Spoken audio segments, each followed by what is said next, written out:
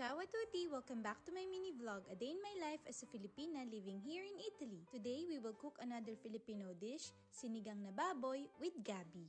Tara, luto na po tayo! Mga ilang ingredients kagaya ng pechay at sili, hinarvest lang namin sa garden namin. And sa aking pan, nagisa lang ako ng bawang at sibuyas, chipola or alyo. Then sinundan ko na din ang pagigisa ng kamatis. Kapag ang kamatis ay malambot at nalurak na, pwede na nating ilagay ang ating karne. Ribs nga pala ng baboy ang ginamit ko dito and then sinangkotsa ko lang sa patis. Lagyan ng tubig, hintayin maluto at takpan. Then yung sinigang mix, inilulusaw ko nga pala muna siya sa tubig. Pero depende sa inyo kung ilalagay nyo na din ng directly. Then inilagay ko na din yung gabi kasi medyo matagal siyang maluto. Then after nun, isinunod ko na din ilagay ang aking talong at okra. Pakukuluin lang natin ng unti at nilalagay na din natin ang pechay. Takpan natin at hintayin nating maluto ang mga gulay. Lastly, nilagay ko na din yung dalawang siling panigang. And charan! Ito na ang aking sinigang na baboy with gabi. Sobrang sarap at achieve na achieve ang lapot ng sabaw. Kung nga mapigilang magkamay with sausawan na patis. And syempre, approve na naman sa aking Italian husband ng recipe for today. That's it. Hope you enjoyed this video. See you again. Ciao!